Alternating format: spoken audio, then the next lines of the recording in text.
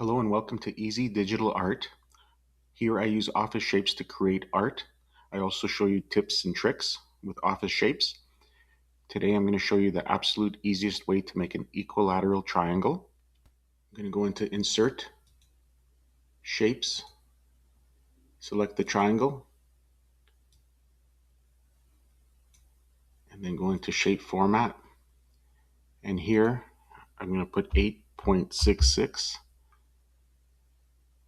for the height, and then here I'm going to put 10 for the width.